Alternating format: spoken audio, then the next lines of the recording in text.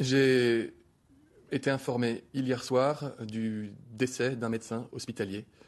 C'est à ma connaissance, avec toutes les réserves que j'ai indiquées auparavant liées au secret médical, c'est à ma connaissance la première situation qui a frappé un médecin hospitalier. Je n'en dirai pas plus en raison du secret médical, en raison de la volonté de la famille de garder aujourd'hui le secret autour de la personne, parce que le secret médical ne s'arrête pas à la mort. Je ne vous donnerai donc pas d'informations plus précises que cela, mais puisque vous m'en donnez l'occasion, je voudrais vraiment m'associer à la douleur, à la peine de la famille, à la douleur et à la peine de l'ensemble des soignants, et à nouveau souligner le courage extraordinaire dont font preuve l'ensemble des médecins, des soignants, des pompiers, de toutes les personnes qui permettent de sauver des vies chaque jour. C'est un très lourd tribut qui est payé par la grande famille des médecins aujourd'hui dans notre pays. Mais ça veut dire, Olivier Véran, qu'aujourd'hui, les soignants qui sont confrontés dans les établissements hospitaliers ou en ville à des patients atteints de coronavirus ne sont pas suffisamment équipés, protégés et peuvent donc, comme ça semble être le cas en l'espèce, contracter la maladie eux-mêmes.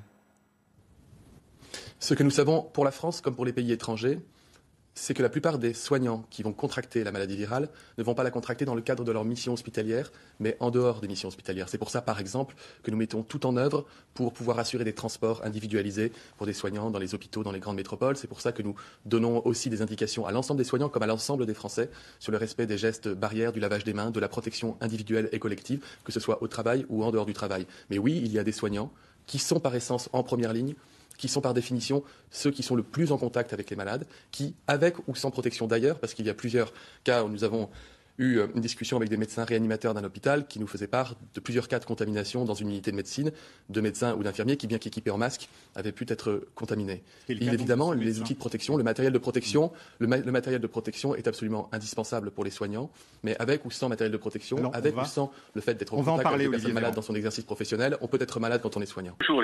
Vous faites partie de ces médecins avec deux de vos collègues qui envisageaient ou qui avaient saisi la Cour de justice de la République au nom d'un collectif qui s'appelle C19 contre ceux qui nous gouvernent, ceux qui sont au gouvernement, notamment la ministre de la Santé, l'ex, Madame Buzyn, le Premier ministre Édouard Philippe, parce que pour vous, il y a acté une négligence coupable. Alors, pour moi, je pense que je vous entends aujourd'hui, j'entends les pompiers, j'entends les gens dans la route, c'est pas que pour moi. Je veux dire, il faut un moment qu'on arrête. Alors c'est vrai qu'on aurait pu faire ça à la fin de cette pandémie, mais je pense qu'il fallait aujourd'hui parler très fort parce que rien ne bouge. On va avoir encore 2 mois de confinement. Moi, je le dis très clairement, vivement et vite que les masques arrivent. Mais on est déjà en phase 3 et on n'a toujours rien. Nous, le personnel soignant en ville, on a reçu en pharmacie, parce qu'on doit aller les chercher en pharmacie, 10 paquets de masques. Il y a un ordre chronologique pour le pharmacien pour les distribuer. Il commence par les médecins, après les infirmiers, après il y a vers les kinés, les ambulanciers. De toute façon, on est déjà 5 médecins et 6 infirmiers, il n'y a pas assez de masques. Et ça ne tiendra même pas pendant une semaine. Et c'est des FFP1. Donc si vous voulez, à un moment, il faut absolument hausser le tour. On nous a menti depuis le début. C'est-à-dire que je dirais tous ceux là qui ont parlé là, tout le mois de février sur les plateaux en disant que c'est une grippette, vous mourrez seulement si vous êtes très vieux ou très malade. Je demanderais à ces gens de plus parler. Parce que nous, à la base, les médecins, on voyait bien ce qui se passait en Chine et en Italie. Et ce n'était pas du tout ce qui était reflété tout le mois de février. Donc aujourd'hui, il faut bouger. On a encore 2 mois pour bouger. Donc c'est ça aussi la motivation de cette action. Le Conseil scientifique a reconnu, notamment le président du Conseil scientifique a reconnu s'être trompé. Mais attendez, excusez-moi, les grandes gueules. Le Conseil, mais est-ce qu'il se trompe et il va y avoir des morts? Mais je n'entends même pas ce qui est dit par le Conseil scientifique qui s'est trompé. On n'est pas à se tromper dans le domaine sanitaire. Oui. On est un pays, soi-disant, c'est l'une des meilleures médecines. On m'annonce maintenant, aujourd'hui, au bout de 3 mois, que le Conseil scientifique s'est trompé. Mais il n'y avait pas besoin de Conseil scientifique pour savoir ce qui allait arriver. Vous-même, les grandes gueules, vous auriez pu être le Conseil scientifique. Parce que tout simplement, on l'avait déjà vu en Chine, on l'avait déjà vu en Italie, on savait comment allait se passer. On a pensé que ça s'arrêterait à la Chine. Ouais, c'est ça. Et c'est comme Tchernobyl, ça, on l'a dit dès le début. Mais tout le monde, attendez, excusez-moi, tout le monde le savait. Je vais vous dire une chose, ce qui me révolte. Alors, je ne parlerai pas en tant que maire, parce que nous aussi, les maires, on est impactés. On a dû gérer comme ça pour trouver des. On nous envoie des directives préfectorales. Préparez les élections, mettez des masques, on y trouve. Alors, moi, je me suis débrouillé. Comme je suis médecin, j'ai pu en récupérer. Mais rien n'était prêt. Rien n'était prêt. Vous savez ce qu'il aurait fallu faire? En Chine, en 2 semaines, ils ont fait 2 hôpitaux. En janvier, on aurait dû faire 3 boîtes qui fabriquaient à la fois des masques, à la fois du gel hydroalcoolique qui coûtent rien. Rien. On n'a même pas eu ça à mettre en place. Et aujourd'hui, on nous annonce enfin, le ministre de la Santé, que la France n'est pas prête, qu'il n'y a pas de masque. Monsieur Taureau, docteur, puisque vous êtes médecin, moi je voudrais comprendre, parce que vous dites, moi en tant que médecin, quand j'ai vu ce qui se passait en Chine avec le confinement, j'ai vu ce qui se passait en Italie, j'ai compris ce qui allait nous arriver. C'est ce que nous a dit notre médecin généraliste ici, le docteur Marty. Vous savez, dans les grandes gueules, si vous connaissez l'émission, on a le docteur Marty. Donc pourquoi vous l'avez compris, et pourquoi les professeurs, les mandarins qui sont au conseil scientifique ne l'ont pas compris? Et c'est bien pour ça que cette procédure doit avoir lieu. Il y aura des gens qui vont avoir à répondre à tout ça. Parce qu'on nous dit aujourd'hui qu'il faut diminuer la vitesse de propagation. Et le pompier le disait, il a raison. On nous a expliqué, le directeur de la santé, non, les masques, ça sert à rien, vous inquiétez pas, seulement quand vous faites une fibroscopie ou une coloscopie, vous en avez besoin. Mais je dis, honte à lui. Je le dis très clairement, d'accord, je le dirai en face. Comment vous pouvez dire ça quand on voit tous les gens, et dans tous les pays qui ont avancé un peu plus, on vend des masques. Bien sûr qu'il faut un masque. Parce que moi, aujourd'hui, pendant 10 jours, j'ai consulté sans masque, d'accord. J'ai pas peur de mourir, c'est pas le problème. Mais je voudrais pas au moins donner la maladie à des gens qui viennent me voir pour me soigner. Oui. Mais vous savez que, illogique. concernant les masques, puisqu'on avait à partir de 2011-2012 décidé d'arrêter de stocker, parce que, alors faut reconnaître que la Cour des comptes aussi avait plutôt dit qu'il fallait le faire, hein, il fallait arrêter de dépenser de l'argent inutile. La société française qui produisait des masques a continué d'en produire, mais pour l'étranger, voilà. Mais parce que peut-être dans les autres pays, on s'est dit que les virus. Je vais vous dire une chose. Tous les 10 ans, tous les 5 ans, on a un virus qui arrive, et il y en aura d'autres qui vont arriver. Mais peut-être que les pays asiatiques étaient plus au fait effectivement des risques de pandémie, puisqu'ils en ont vécu plus que nous. Mais tout le temps, il y a un nouveau virus qui arrive. Et il y en aura d'autres, parce que c'est notre épée de Damoclès. Non, nom de Dieu, et ça coûte rien. Et franchement, au niveau économique, faire 2 morceaux de papier avec un élastique et du gel hydroalcoolique, ça coûte rien. Ne dites pas qu'on va mettre là, le déficit de la sécurité docteur, sociale. ce que je comprends pas, c'est qu'on est dans un pays avec un État qui veut être présent partout, qui a des comités, des hauts conseils, etc. Ce sont des gens qui sont quand même payés pour faire des prévisions, pour dire, voilà, un jour peut-être qu'on aura faire face à une pandémie, une épidémie. Il faut donc s'y préparer, avoir des masques. On a l'impression que là, on est dans l'improvisation la plus totale et que ceux qui nous gouvernent gèrent au jour le jour quelque chose peut-être qu'on aurait pu prévoir. Mais attendez, on est dans un pays où on fait le plus de rapports et le plus de réunions, on est le moins actif. On le voit dans les domaines. Donc il va falloir agir beaucoup plus, logique dans les choses, je veux dire. J'entendais ce matin Stanislas Guérini qui disait c'est une course contre la montre. J'aimerais bien qu'il change de montre, d'accord. Parce qu'il aurait fallu prendre une montre qui aurait démarré. Oui, mais excusez-moi, docteur Taureau, je reviens, je voudrais vraiment comprendre. Parce que Madame Buzyn, médecin. Monsieur Véran, médecin. Je vais vous répondre. Le professeur Salomon, médecin, professeur d'anesthésie, médecin éminent, infectiologue. Madame Buzyn a dit finalement qu'elle s'était trompée, et le professeur Delfrécy aussi. Il y en a deux déjà. Donc, il faut leur mettre un clic. Allez-y, docteur Taureau. Madame Buzyn, Pierre, elle a dit qu'elle savait. C'est après. Les médecins généralistes de France, on se trompe pas, et que des professeurs et des sommités se trompent. Excusez-moi, les médecins, mais même vous n'êtes pas médecin. Vous auriez pu être professeur tous autour de cette table et vous auriez pu tout décider. Non, nous on a écouté les médecins, écoutez Dr Taureau, on a fait confiance aux autorités sanitaires. On a beaucoup entendu ici dans les GG, on a beaucoup écouté les généralistes. Ça, c'est une certitude. Je vous dis une chose. Pour cette pandémie, qui ressemble à toutes les autres pandémies, il n'y a pas besoin de faire un comité scientifique pour savoir ce qu'on a à faire ou pas en faire, parce qu'en plus, sur celle-là, on avait l'exemple 3 mois avant de ce qui se passait en Chine et 15 jours avant ce qui se passait en Italie. Alors, il n'y a pas besoin de 36 000 comités scientifiques. Il y a juste besoin des gens qui sont logiques, qui savent qu'il faut des masques, qu'il faut du gel. Et de prendre des décisions, monsieur. Et de prendre des décisions mais vite. Oui, mais bien sûr. Mais c'est pour ça que cette procédure, on va dire, c'est pour faire le buzz. Non, c'est pas pour faire le buzz. Pour se dire aux gens, attendez, vous nous gouvernez, d'accord? La compétence de la santé n'est tenue que par une seule personne, le ministre de la Santé. C'est-à-dire nous, les mairies, les conseils départementaux et généraux, n'avons pas cette compétence. Nous le prenons parce qu'il y a personne qui le fait. Mais en effet, on va vers le ministre de la Santé parce que c'est le seul qui a la compétence. Mais nom de Dieu, qu'est-ce qu'on aurait pu bouger plus vite? Et aujourd'hui, on est en pleine pique. Alors évidemment, les gens comprennent pas en fait. Pendant 2 mois, on leur a dit, vous en faites pas, c'est que les plus vieux, les plus malades qui vont mourir. Et du jour au lendemain, on dit, bougez pas, restez chez vous, vous allez mourir. Comment quelqu'un peut comprendre un tel discours? Vous savez, en médecine, il faut prévenir. On n'a rien prévenu. Il faut préparer. On n'a rien préparé. Donc brutalement, on met tout ça et on dit que vous allez mourir. Ce scrutin, est-ce qu'il était, selon vous, judicieux de le maintenir? Personnellement, j'étais pour le maintenir, étant donné que les conditions épidémiologiques étaient pour le scrutin n'avaient rien à voir avec ce qui se passe dans un restaurant ou dans un stade de foot. Donc, j'ai voté ce matin et j'ai constaté que nous étions vraiment avec très peu de danger de contamination, beaucoup moins que si on va dans un magasin acheter quelque chose. Et alors, est-ce que selon vous, les mesures prises par le gouvernement sont suffisantes à ce jour? Alors, la situation est sérieuse parce que le virus est très contagieux et je crois que les Français en ont pris conscience.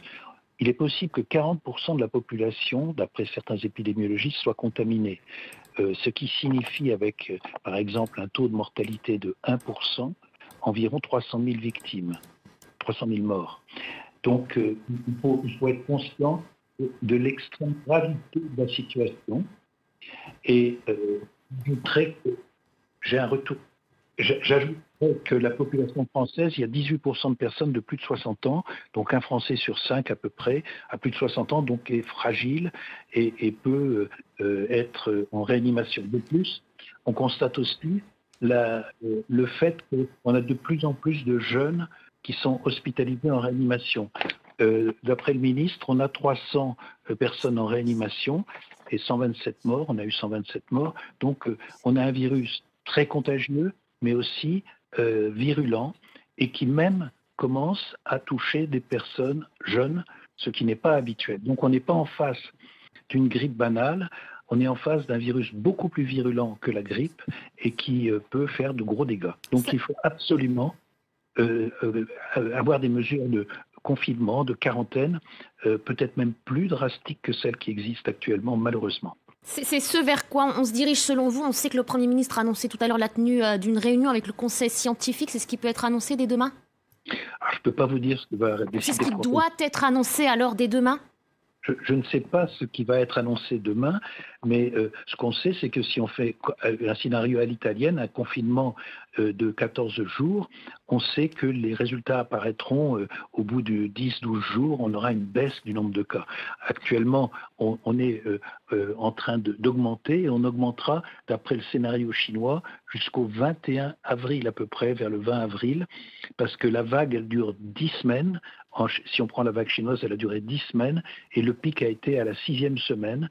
Notre épidémie a commencé le 2 mars, réellement, et elle se terminerait vers le 15 mai. Mais bien entendu, ceci est sous réserve on ne peut absolument pas l'affirmer définitivement, mais voilà une projection, une extrapolation éventuellement envisageable. Merci beaucoup Patrick Berche. Merci. Vous voulez nous parler ce matin d'une étude absolument inquiétante sur la mortalité potentielle du virus aux États-Unis. Oui, je peux vous dire que c'est un rapport qui a impressionné le président Trump et qui explique d'ailleurs le changement de ton radical qu'on constate ici depuis lundi. Il a vraiment endossé le costume de chef de guerre, puisque lui aussi, comme le président Macron, parle désormais de guerre. Depuis qu'il est président, on ne l'avait jamais vu avec un ton aussi grave. En quelques jours, le changement est spectaculaire et la Maison-Blanche laisse entendre que c'est un rapport de chercheurs britanniques qui a reçu l'équipe du président ce week-end, qui a amené Donald Trump à vraiment prendre la mesure du péril qui guette le pays le plus puissant du monde. C'est une étude qui fait des simulations d'impact en fonction des politiques publiques prises aujourd'hui. En fait, des mesures de restriction. Fermeture des écoles, par fermeture des écoles, confinement, pas confinement. Alors, je préfère vous prévenir, ce que je vais vous dire est un scénario catastrophe, c'est-à-dire le grand pic de la courbe, si vous avez vu ce graphique ces derniers jours, et c'est dans l'hypothèse où aucune restriction de regroupement n'est prise, mais des restrictions de regroupement ont été prises. Selon cette étude, le coronavirus pourrait tuer dans les prochains mois jusqu'à 2 200 000 personnes, rien qu'aux États-Unis. C'est considérable, c'est énorme. Oui, et pour vous donner un ordre d'idée, l'étude est aussi menée pour le Royaume-Uni, qui a une population à peu près équivalente à la France. Et là encore, dans le scénario du pire, avec les mêmes restrictions que j'évoquais, dans le scénario du pire, plus d'1 demi-million de personnes pourraient mourir. Les auteurs préviennent au passage que le seul moyen d'éviter une mortalité aussi massive, ce sera de maintenir des mesures strictes de confinement et pendant une longue période, pas seulement quelques semaines. En fait, selon ce rapport cité par le New York Times, pour freiner l'épidémie, il faudrait des restrictions drastiques sur le travail, l'école et toutes les fréquentations sociales jusqu'à ce qu'un vaccin soit disponible, ce qui pourrait prendre, on nous dit, 1 an, 18 mois. Donc imaginez que ce que nous vivons là pourrait s'installer dans la durée. Ça veut dire aussi que les systèmes de santé, ils vont être submergés, particulièrement aux États-Unis. Oui, c'est pour ça que le gouverneur de l'État de New York ici appelle à l'aide avec gravité l'État fédéral et donc Donald Trump. C'est ici à New York que semble être le foyer de contamination le plus actif et le plus dangereux. Le gouverneur a obtenu du Pentagone de construire sans attendre des hôpitaux de campagne. L'US Navy prépare déjà 2 navires hôpitaux. Chaque bateau compte 12 salles d'opération et 1000 lits, un laboratoire, des hélicoptères pour amener des malades. Donc le Pentagone a déjà mobilisé ces 2 navires, mais la mairie de New York pense que ce ne sera pas suffisant et veut utiliser le Javits Center, qui est un peu l'équivalent de la porte de Versailles, c'est juste en bas du bureau RTL, transformer cet immense centre de convention en hôpital de campagne. Et il est même question d'utiliser rapidement aussi le Madison Square Garden, qui est l'équivalent de Bercy. Merci Philippe, on le comprend avec vous, l'heure elle est grave, si vous ne l'avez pas encore compris, elle est vraiment grave et cette étude américaine nous le prouve et le nombre de cas d'ailleurs en France. Our health personnel, nurses and physicians are working round the clock countless hours to fight this incredible situation. We do not know how long this pandemic will last. I have 2 messages. The first one is for the general population. Please stay at home. The second message is for whoever wants to help us. We are in desperate need of both nurses and physicians, together with ventilators and dispositives for protection. L'hôpital de Bergame est au cœur du drame qui se joue en Italie. 800 lits en thérapie intensive, tous occupés, et des patients chaque jour plus nombreux avec le même diagnostic. Des difficultés respiratoires. Ils m'ont hospitalisé. Double pneumonie, coronavirus. Un service débordé où l'on doit choisir quel patient a le plus de chances de survivre. Les personnes âgées, fragiles, sont mortes les premières. Le virus s'attaque maintenant à des cibles plus jeunes. Ce sont des patients qui sont tombés malades il y a 6 ou 7 jours. Étant plus jeunes, ils ont mieux résisté. Mais après, ça se complique. Et ils nous arrivent dans des conditions encore plus critiques. L'hôpital de Bergame est moderne, bien équipé dans une ville prospère de 120 000 habitants. Les mesures de confinement général n'ont commencé qu'il y a 10 jours. Trop tard pour des centaines de personnes, dont les noms figurent désormais à la rubrique décès du journal local. Au total, 10 pages par jour avec chacune 20 photos. C'est 15 fois le nombre de décès observés sur la même période l'an dernier. On va devoir attendre 2 à 3 semaines avant que mon père soit incinéré. L'agence de pompes funèbres qui s'occupe de nous a fermé 63 cercueils rien qu'aujourd'hui. Et c'est une seule entreprise. Les corps attendent dans des églises que des funérailles puissent être organisées, mais même les prêtres manquent à l'appel. 6 d'entre eux sont décédés. Et lorsque les cérémonies peuvent se tenir, c'est sans la présence des familles. Les cas de coronavirus progressent continuellement en Belgique. Plus de 1700 personnes sont infectées et les autorités comptent déjà plus de 20 décès liés à l'épidémie. Pour un pays de 11 millions d'habitants, ces chiffres apparaissent toutefois relativement bas en comparaison à d'autres États membres de l'Union européenne. Pour certains, cette tendance s'explique par le faible taux de tests pratiqués. La Belgique n'a jamais cherché à remonter la chaîne des infections et a décidé de tester uniquement les patients qui avaient les symptômes afin de confirmer un test positif au coronavirus. Au regard de la situation en Italie et au regard de ce qui devrait se dérouler en Belgique aussi, les tests seront seulement pratiqués pour les cas sévères. Cela donne forcément des chiffres différents d'un pays à l'autre, car si vous ne faites pas des examens, vous n'avez pas le nombre exact d'infections.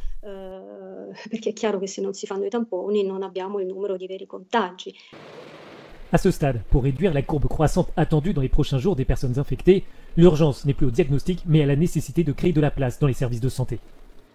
La Belgique a un excellent système de santé très présent à travers tout le territoire. Les chiffres montrent qu'il y a encore une marge de manœuvre pour faire face à l'urgence. Apparemment, ce qui s'est produit à 800 km d'ici, en Italie, a choqué le pays et a poussé à la mise en place de mesures d'urgence. La Belgique a suspendu pour les prochains mois les opérations non urgentes, mais au-delà du traitement, l'isolation est le meilleur moyen de prévention à l'heure actuelle. Ce n'est pas suffisant, car dans 4 semaines, lorsque nous serons de retour dans les rues, nous risquons un nouveau pic. Selon une étude coréenne, la meilleure façon de prévenir une nouvelle vague épidémique serait de pratiquer le plus grand nombre de tests possible afin d'isoler les personnes infectées et les patients asymptomatiques.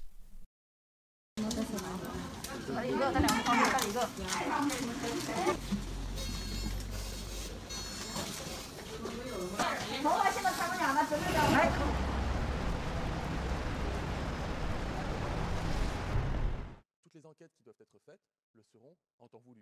Vous imaginez bien que maintenant, nous sommes occupés à aider les soignants à sauver des vies et nous privilégions tout le temps disponible avec l'ensemble des services qui sont mobilisés. 14 000 masques indispensables pour protéger les soignants, indispensables pour protéger les patients, ont été volés à l'hôpital de Montpellier. Volés. Des masques sont volés tous les jours dans les hôpitaux. Ils sont volés parfois jusque dans les officines, pas par les pharmaciens qui en sont les premières victimes. Dans ces périodes de crise, nous allons voir ce que l'humanité a de plus beau et aussi peut-être ce qu'elle a de plus sombre. On en vient au ministre de l'Intérieur qui prévient que les mesures de confinement vont être appliquées de façon encore plus stricte. À Nice, le maire Christian Estrosi a décidé d'instaurer un couvre-feu. Ce sera pour les tout prochains jours. Pas de couvre-feu au niveau national pour l'instant. Selon Christophe Castaner, la mesure n'est pas encore envisagée. J'invite les maires à utiliser la totalité de leur pouvoir de police pour veiller à ce que tous ces lieux de promiscuité, qui sont autant de lieux de diffusion du mal, du Covid-19, soient interdits. Bien sûr, il ne s'agit pas d'établir un couvre-feu national sur l'ensemble du territoire. Mais il s'agit d'accompagner une initiative locale, comme celle du maire de Nice, qui prévoit un couvre-feu partiel sur l'ensemble de sa commune, parce que, avec le préfet, avec les acteurs locaux, il a le sentiment que c'est la meilleure façon de protéger sa population. Dans quelques heures, une modification législative permettra aussi aux polices municipales, là encore, en lien avec les mairies, de faire en sorte que les infractions au déplacement puissent être sanctionnées. Et donc, s'il n'a pas été question ce matin de durcir les mesures qui sont mises en œuvre, parce que nous les savons difficiles, il a été décidé que leur mise en œuvre serait appliquée de façon plus stricte encore. Voilà Christophe Castaner, le ministre de l'Intérieur, qui a également annoncé un renforcement des contrôles dans les gares et dans les aéroports. À l'approche du week-end, pas question de laisser les gens sortir de chez eux. La mairie de Paris annonce la fermeture des quais de Seine, des pelouses de l'esplanade des Invalides et celle du Champ de Mars au pied de la Tour Eiffel. Aucune dérogation pour les riverains. Il y a confinement et confinement. Face à l'épidémie de coronavirus, les inégalités sociales se font encore plus ressentir. Oui, tout le monde n'a pas fui les grandes villes pour trouver refuge dans sa grande maison de campagne. À Marseille, dans les quartiers populaires, ce ne sont pas moins de 7 personnes qui cohabitent dans un 3 pièces. La vie est plus compliquée depuis quelques jours, surtout quand il faut aller chez le médecin. Les adolescents ont du mal à rester enfermés, mais en fait sont mieux pour respecter les mesures de confinement, Hugo Hamelin. Effectivement, c'est particulièrement compliqué quand on habite un petit appartement en HLM, mais on se serre les coudes. La chloroquine pourrait-elle devenir un traitement contre le coronavirus ? Ce médicament est habituellement prescrit aux personnes voyageant dans une zone infestée par le parasite du paludisme. Le professeur Didier Raoult a dévoilé des premiers essais cliniques positifs à Marseille. Pour lui, la chloroquine est un médicament connu. Les effets secondaires seraient dérisoires par rapport aux effets positifs. La chloroquine, c'est un médicament qu'on utilise depuis très longtemps pour les bactéries intracellulaires qui se multiplient dans les cellules comme les virus. Donc on l'utilise depuis 30 ans. On avait écrit avec mon collaborateur Jean-Marc Rollin que la chloroquine était probablement un médicament d'avenir dans les infections virales il y a 10 ans de ça. Cependant, certains médecins ne sont pas encore convaincus. Il ne semble pas, pour l'instant, que ce mécanisme d'action soit suffisamment élucidé pour que l'on puisse envisager un traitement curatif dans de brefs délais. Il est notamment besoin de faire d'autres expériences. Le ministère de la Santé devrait étendre cet essai clinique. Après ces résultats encourageants observés en France et en Chine, Donald Trump a prédit un recours imminent à la chloroquine, malgré l'appel de certains experts à la prudence.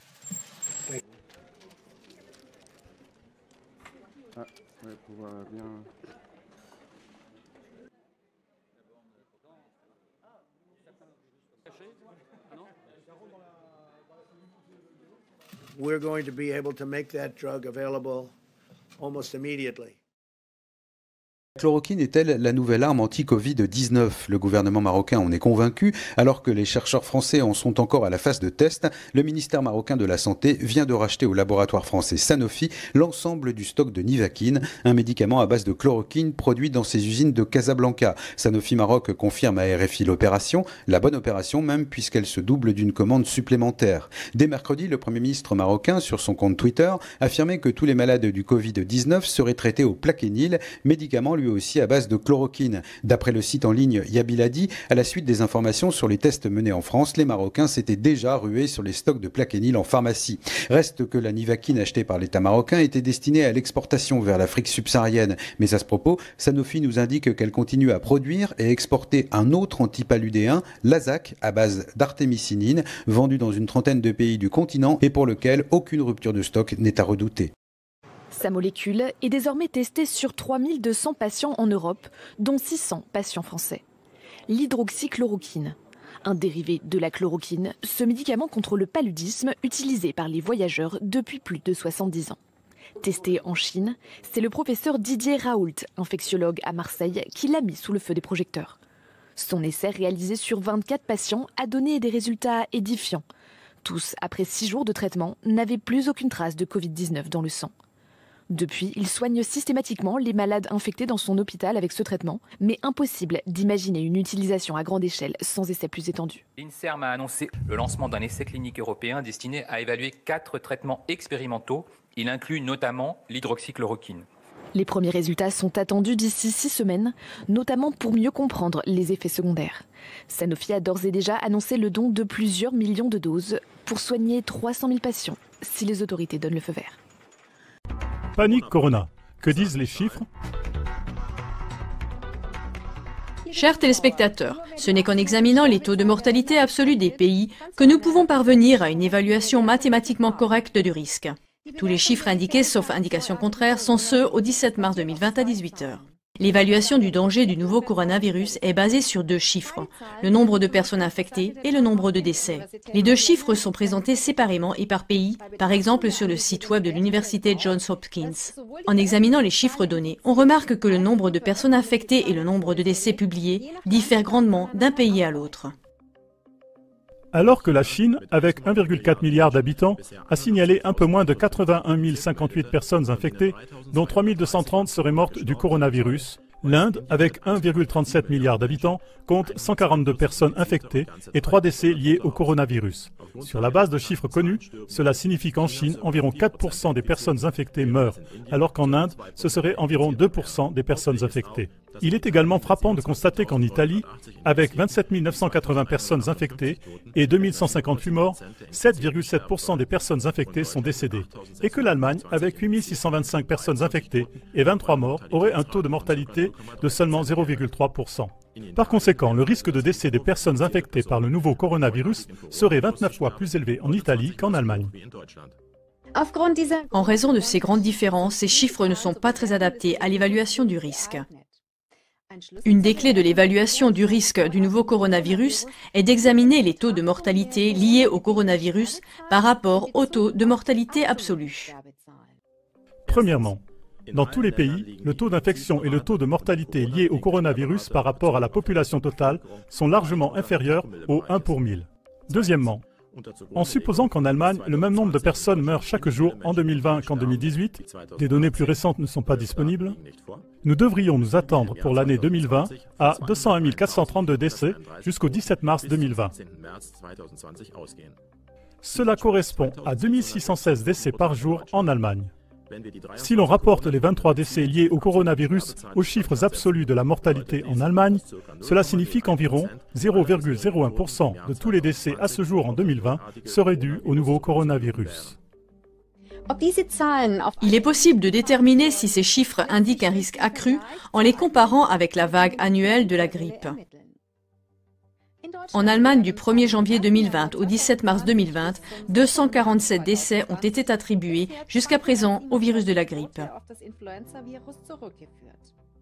Si l'on suit le raisonnement mentionné juste avant, que le même nombre de personnes meurent par jour en 2020 qu'en 2018, alors 0,12% des décès jusqu'à ce jour sont liés au virus de la grippe. En comparant ces deux chiffres, 0,01% de décès liés au coronavirus avec 0,12% de décès dus à la grippe, on constate qu'il est 12 fois plus probable de mourir de la grippe que de l'infection due au nouveau coronavirus. Néanmoins, en ce qui concerne la vague annuelle de la grippe, nous ne voyons aucune mesure comparable aux restrictions sans précédent dues à la pandémie de coronavirus. La question se pose de savoir pourquoi des mesures aussi drastiques sont prises face à un nombre aussi faible de personnes infectées et de morts.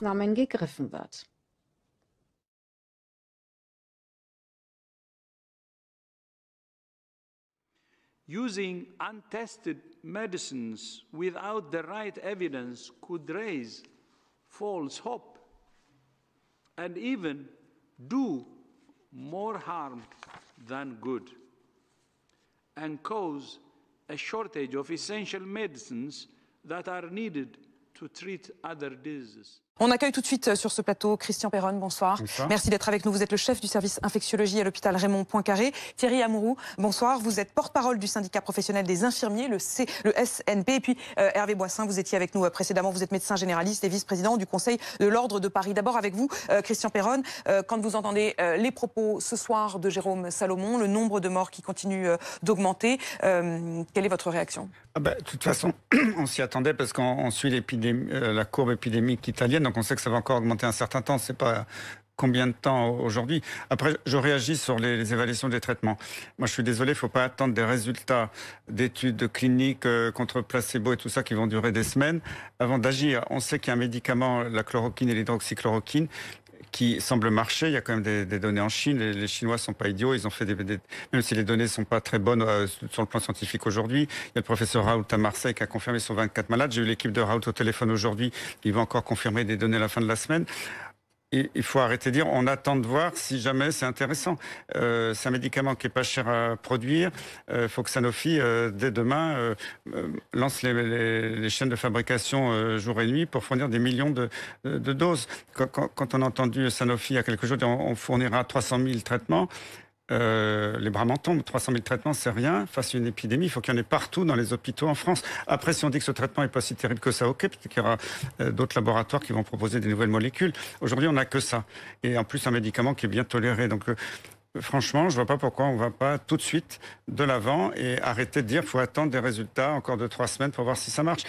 Moi, je suis très choqué par ça. On est dans une médecine de guerre aujourd'hui. Il faut faire la guerre au virus pour sauver nos malades. C'est qu'il faut accélérer le processus. On entendait tout à l'heure l'un des membres du comité scientifique, Bruno Lina, virologue à Lyon, qui lui disait on va lancer une grande étude. Vous voulez dire on peut faire les deux parallèlement au fond. Il n'y a pas forcément besoin d'attendre des résultats de celle-là. Je suis tout à fait d'accord qu'on fasse des études scientifiques, les tirages au sort contre placebo. Bon, ça, on peut le faire sur des gens qui ne sont pas trop malades avec leur consentement.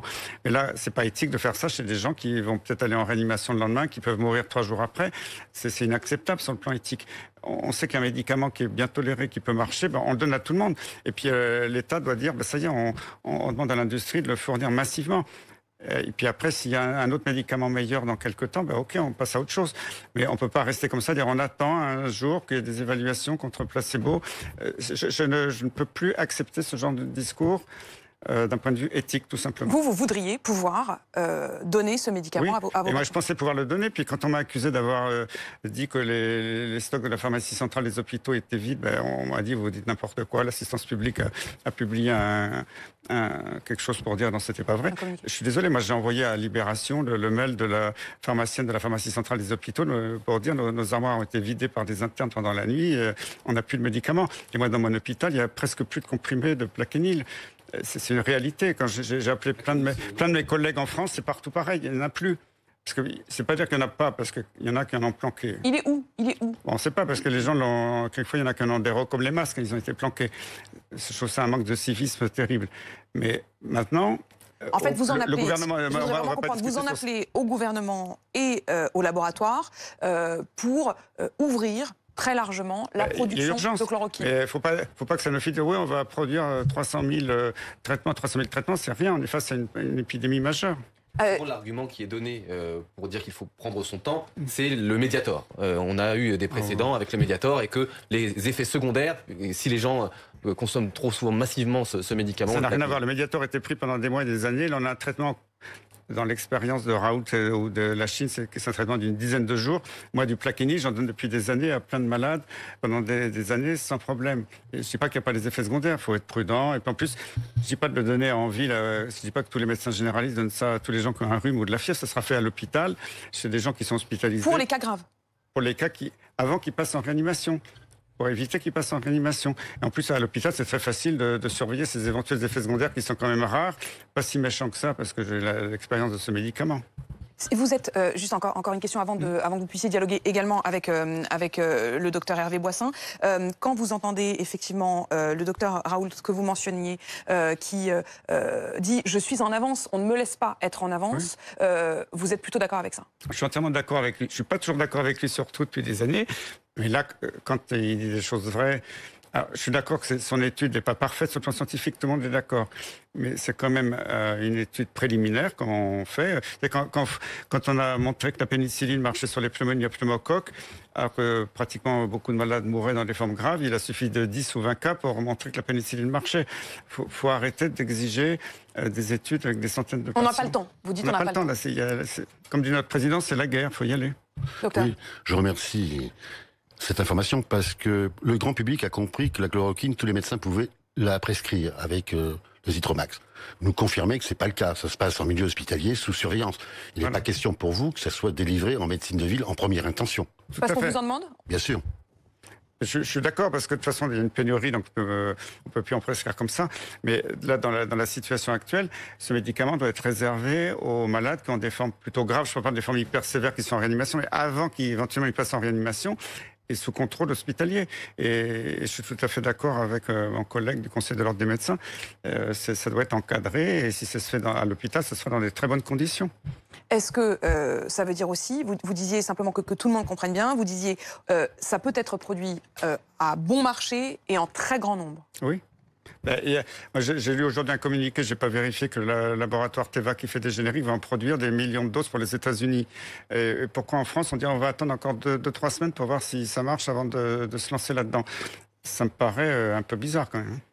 Ça vous paraît quand même étrange. Quelles sont les réticences? Parce qu'en même temps, elles ne viennent pas seulement du gouvernement, les réticences, elles viennent y compris du monde médical, des Oui, parce que c'est normal. Le monde médical était totalement formaté pour qu'un médicament soit autorisé, recommandé. Il faut qu'il y ait tout un tas d'études sur des milliers de gens, le tirage au sort, la comparaison, placebo. Mais on n'en est pas là aujourd'hui. En plus, si c'était un médicament tout nouveau, parce que ceux qui bloquent l'hydroxychloroquine ou la chloroquine aujourd'hui veulent promouvoir des médicaments antiviraux de labo qui font des antiviraux pour l'infection à VIH, pour le sida, en disant voilà, on a des super molécules, on va les évaluer contre placebo tranquillement. Mais on n'a pas beaucoup de données sur ces médicaments. Le Plaquenil ou la Nivaquine, ça fait 50 ans que des milliards de gens... Ils sont d'autres noms de la chloroquine, simplement pour qu'on comprenne bien de quoi il s'agit. La chloroquine, qui est commercialisée sous le nom de Nivaquine, et son cousin, l'hydroxychloroquine, commercialisée sous le nom de Plaquenil, c'est deux molécules très proches, et les deux sont efficaces. Elles sont commercialisées dans le monde depuis des décennies. Donc ce que vous voulez dire, c'est que ce sont des médicaments que l'on connaît bien. On connaît le profil de sécurité. On n'est pas face à un nouvel antiviral inconnu qui... Je serais très réticent, effectivement, je rejoins les réticences de ce que vous disiez. Si c'est un truc nouveau, qu'on ne connaît pas, qui peut être toxique, je dirais, oh là là, attention, on ne se lance pas comme ça. C'est un vieux machin. Là, il y a eu plein de buzz en disant attention, ce produit est mal toléré. Oui, il est mal toléré, mais ses effets secondaires ne sont pas très méchants. Il faut arrêter. C'est un médicament qui a quand même un profil de sécurité archi connu dans le monde depuis longtemps. Donc voilà, il faut le donner. Essayons de trouver des solutions. Oui. Essayons de garder un tout petit peu de crédibilité et de confiance, parce qu'il y a des tas de gens qui posent les questions dont vous avez parlé, et vous avez 1000 fois raison. Non. Mais il faut garder un minimum de confiance pour être unis et pour rester unis. Non. Diviser pour régner n'a jamais été une solution. Non. Jamais. La confiance, c'est fini. La confiance, madame, je dis à mes enfants qu'elle se mérite. Je suis désolé, madame. La confiance dans ce gouvernement, non. Et le principe. Mais vous allez avoir confiance en quoi? On peut pas dire qu'on n'a plus confiance en rien. Non. Mais c'est la fin. C'est la fin. Vous pouvez pas. On peut pas. Mais enfin, depuis le début, on me dit qu'effectivement je peux pas. Depuis le début, on nous ment et vous me parlez de confiance. Alors je vais vous dire. Il faut croire en quelque chose. Il faut donner de l'espoir aux gens. Faut pas leur dire vous êtes gouvernés par des menteurs qui vous disent que des conneries et tout est faux. Mais vous ne pouvez pas dire ça.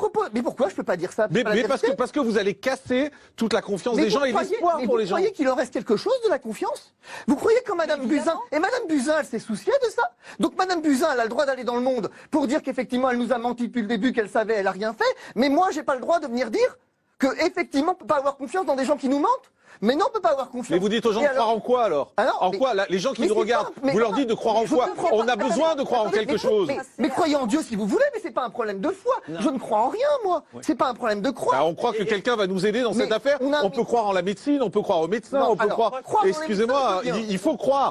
Excusez-moi parce que j'ai pas eu le réflexe de vous répondre précisément sur ce point. Mais moi, je sais en quoi croire. Dans les recommandations de l'OMS. Test. Test. Oui, mais on les a pas. Je veux bien, mais on les a pas. Est-ce qu'il n'appartient pas à une puissance industrielle, au lieu de communiquer sur les plateaux télé et de venir effectivement donner des chiffres de morts, de se bouger les fesses 5 minutes pour les trouver? Regardez, rien ne vous dit qu'ils les font pas. Regardez, LVMH. LVMH a réussi en un week-end à rapatrier effectivement des millions de masques là où l'État s'est montré défaillant. Alors juste là-dessus, on va s'arrêter un instant là-dessus, parce que Laurent Nunez était dans le 20h de France 2 vendredi, et il a dit qu'il n'y avait pas de problème de masques en France. Et il est seul.